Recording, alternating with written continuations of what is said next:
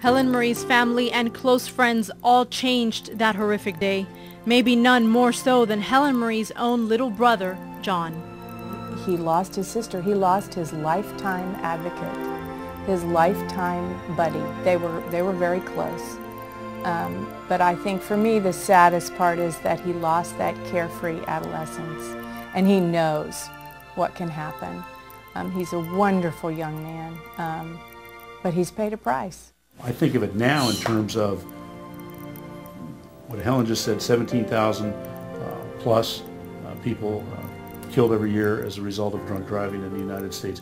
What are we willing to tolerate as a society? One is too many.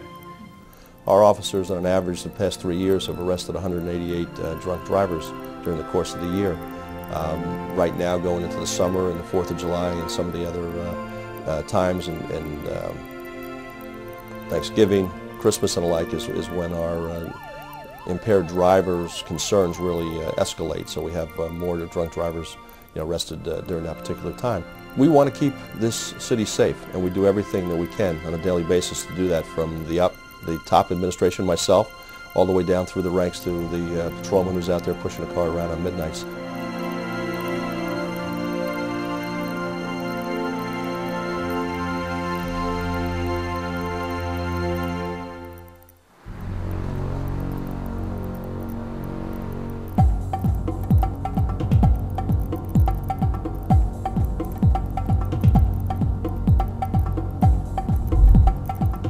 Well, what we call this is a DUI task force is DUI saturation. So what you're doing, your main job is to drive around looking for drunk drivers.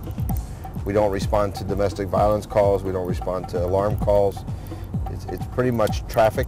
You're driving around and you're observing vehicles, and what you're trying to do is just get the impaired driver off the street.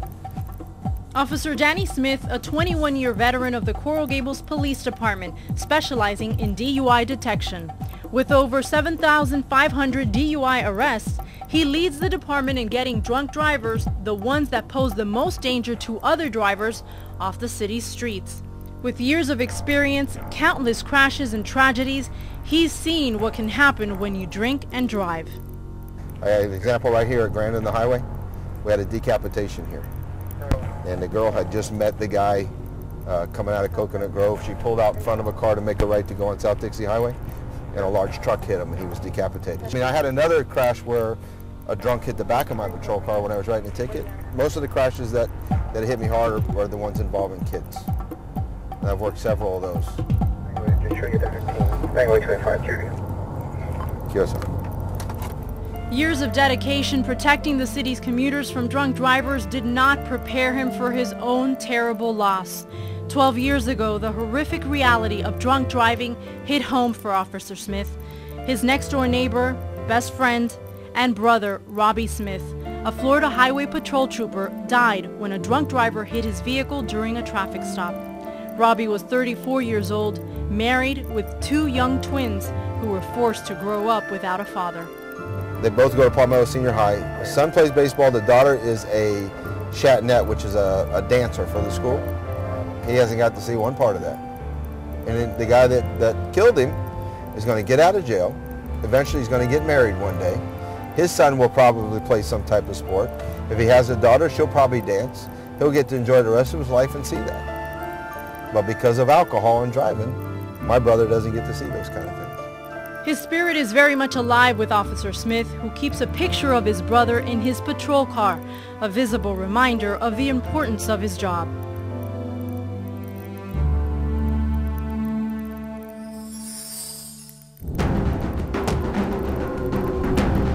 Bird Road's the most active for traffic stops and making arrests. South Dixie Highway is not. It's been the most for accidents itself. These are all trees that have been hit by drunk drivers.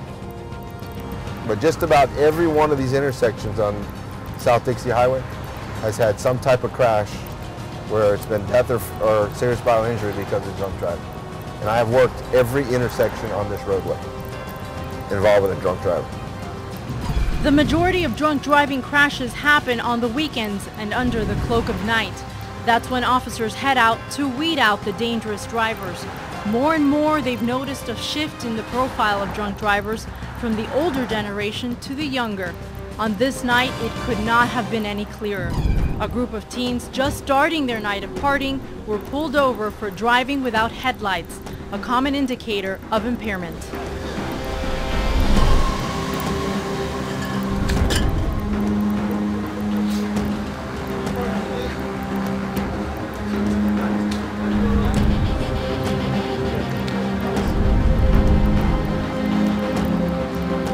Right hand.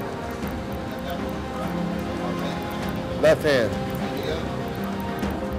According to a report released by the National Institute on Alcohol Abuse and Alcoholism, the younger a child begins to drink, the greater the chances of developing an alcohol disorder. Their mental development also suffers irreparable damages. Kids who drink alcohol, teens who drink alcohol, lose 10% of their brain functioning.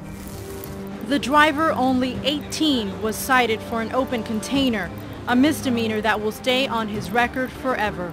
A person's driving pattern changes when impaired. Common signs include following the car in front too closely, inability to stay in one lane of traffic, and driving without headlights. Certainly if you're side by side with them, I would fall back a little bit. You want to create distance so as you not to become a victim. If you're in front of them, I wouldn't say, speed excessively to get out of the way, but certainly try to change a lane so they're not directly in back of you in case they fail to engage their brakes when you might be stopping or the like. But try to create a safe distance. But the most important tool you have is that cell phone and the ability to contact us so that we can bring the resources that we have and get this person off the road. It's very, very important to do that, and that's the most important thing you can do to help us out.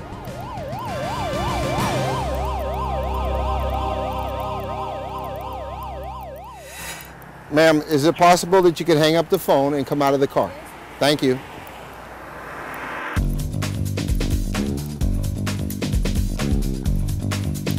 Night after night, we rode with officers as they searched for drunk drivers, and along the way, we got a glimpse of the dangers they face. Vehicle, all the guns registered to you? As the night progressed, police pressed on, pulling over a few drivers they felt could be a danger on the road. Many admitted to having a few drinks. Couple of glasses of wine? Okay. Roadside sobriety tests help officers determine the level of impairments. See the top of this pen? Right here, the pen. That one, yeah. Follow the top of the pen with your eyes and eyes only without moving your head. Okay. The inability to follow simple directions is another indicator. What I want you to do is lift either foot off the ground about 6 inches. And keeping it, no. I'm going to demonstrate. Do not begin the test till I tell you to. Right now, just keep your hands straight and just like that, okay? And based upon the results, how you perform, you did not perform to standards. So right now, you're under arrest for DUI. Scenes like these are repeated far too often. Last year, 225 DUI citations were issued in Coral Gables, translating into one citation almost every day. And in the most serious of situations, 186 people were arrested. Okay, that's fine.